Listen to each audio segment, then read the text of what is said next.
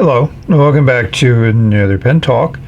Thank you very much for tuning in and joining me as I explore the amazing, incredible, wonderful wide world of pens. And yes, you see two rotating in front of you, worthy of being held up by a crab and rotating on a turntable. The blue one is an A9 that I recently received, came very quickly. And the green one is the N10, pretty certain that I've had for a while. I just wanted to see what it was like. Piston, cartridge converter, they're a little bit about the same price, but they've made some interesting changes to the way they have this Moiré pattern engraved in the metal cap and barrel on the blue one. So we're going to compare these pens a little bit, talk about number 8 nibs. So stay tuned. More to come. So the first thing you'll notice is the blue one is a little bit lighter, but not significant. Has a little bit of a different type of dark chrome on the trim bits. You know, it has the engraving in the top finial where the N10 has it on the cap band.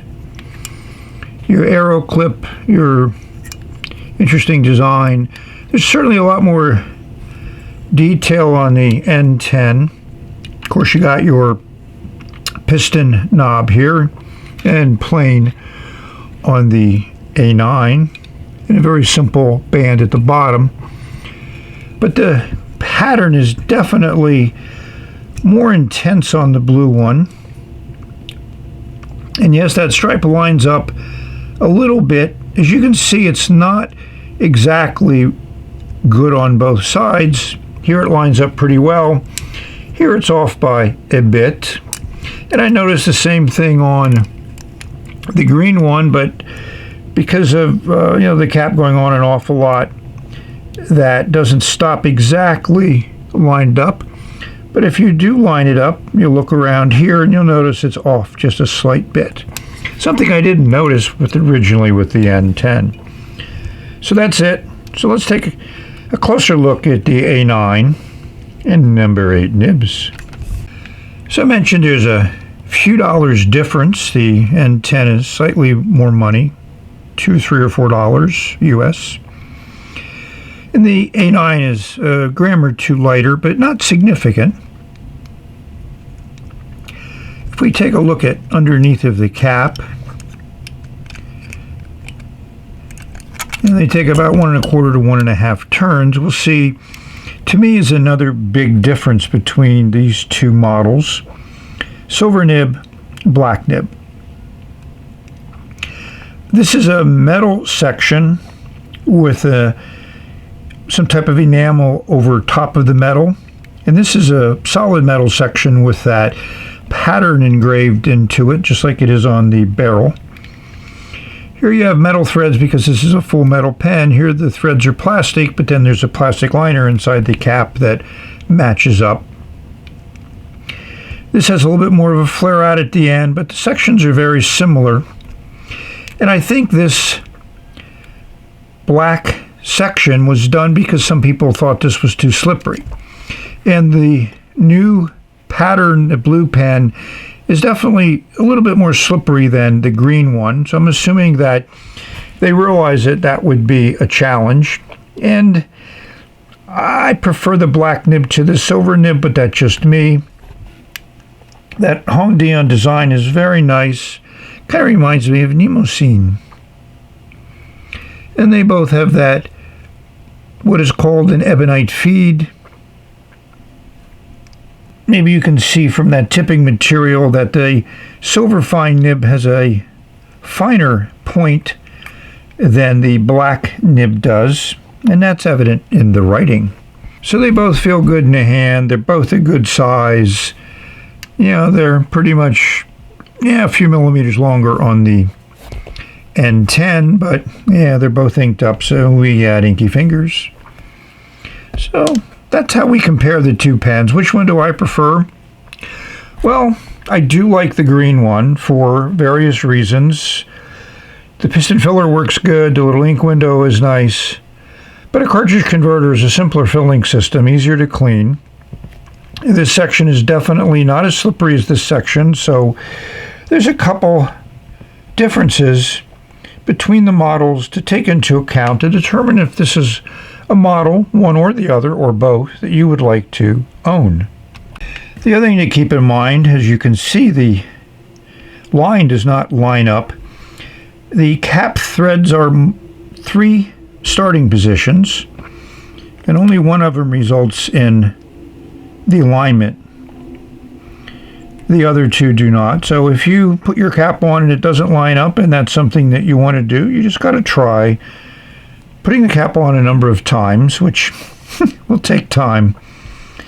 But I love that way that Moiré pattern works in the pen. So here I've disassembled the A9, and it's well done, as we've come to expect from HongDian.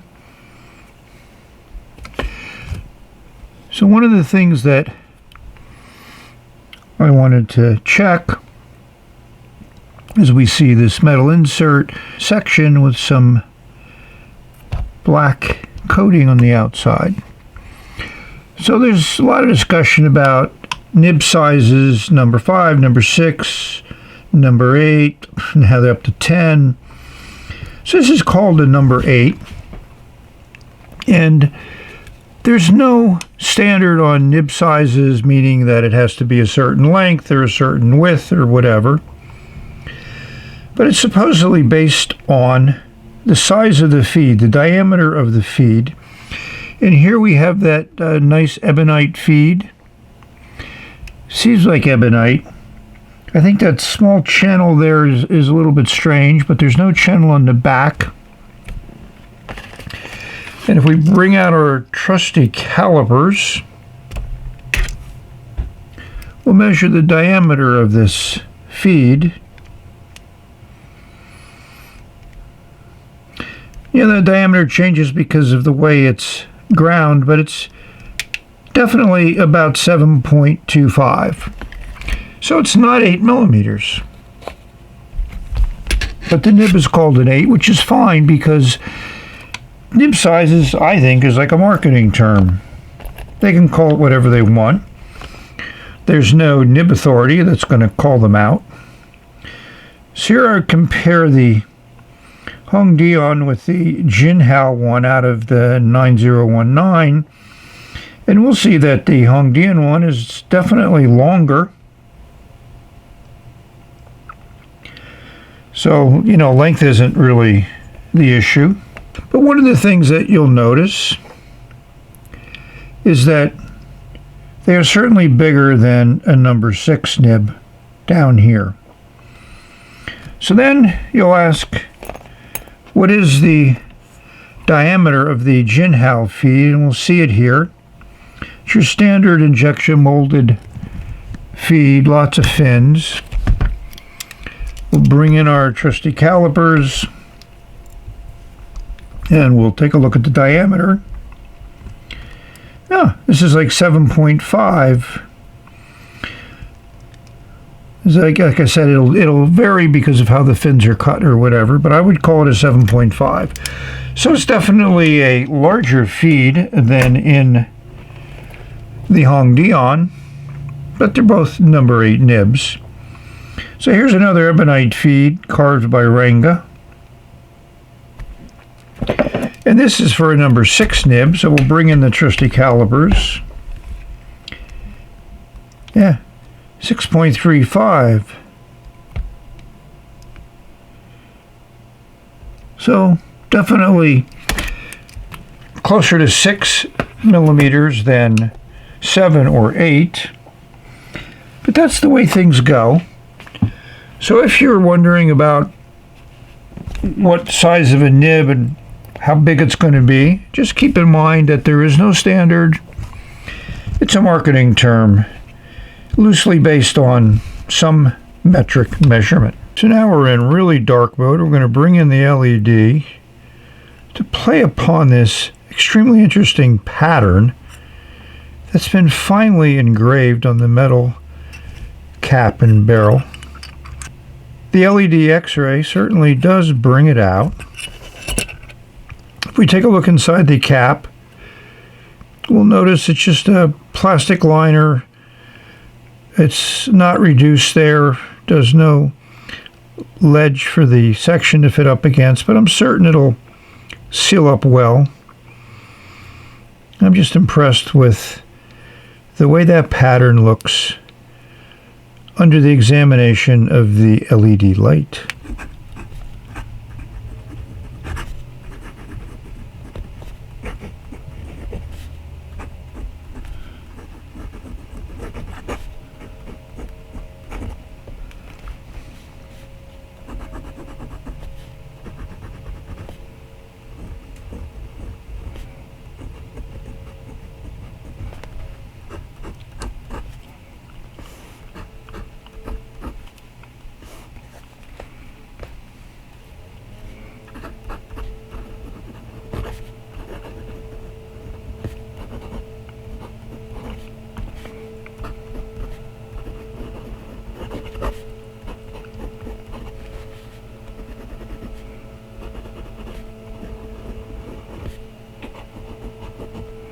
So even though these are both fine number 6 HongDian nibs, sorry, fine number 8s, I'm such a twit when it comes to this crap.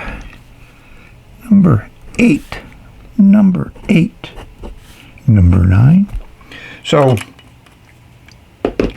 the nib in the A10, the black nib, feels smoother on the paper. Part of it could be the Sailor ink that's in it. Could, who knows? This has that Carcos blue ink, which, based on how it writes in this pen, I'm not a fan of that ink.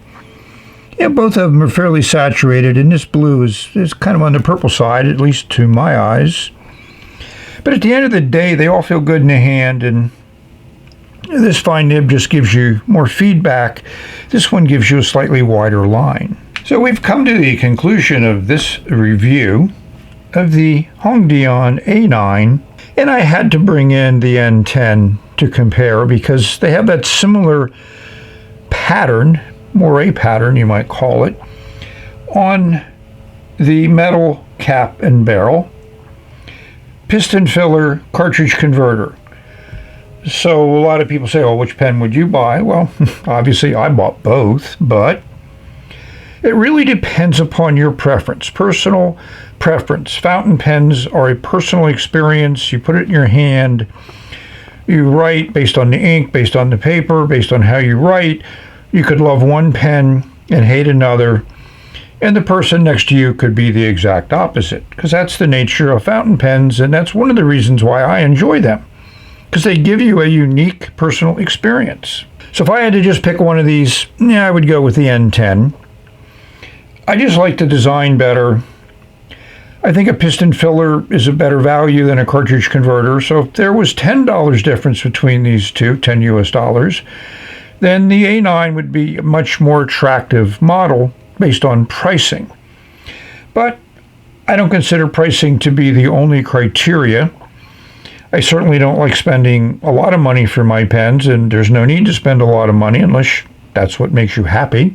I try to give you an objective view of these two pens, a close-up view, nice visuals, so you can make a determination of which one you might enjoy, or just enjoy watching me enjoy those pens. So with that, I hope this video finds everyone safe, healthy, and happy, enjoying your pens, enjoying your day. We're getting a pretty heavy storm here in a couple hours, so time to button down the hatches. So with that, I'd like to thank everyone for watching. We've reached the end, and I will say bye. Maybe more pens to come.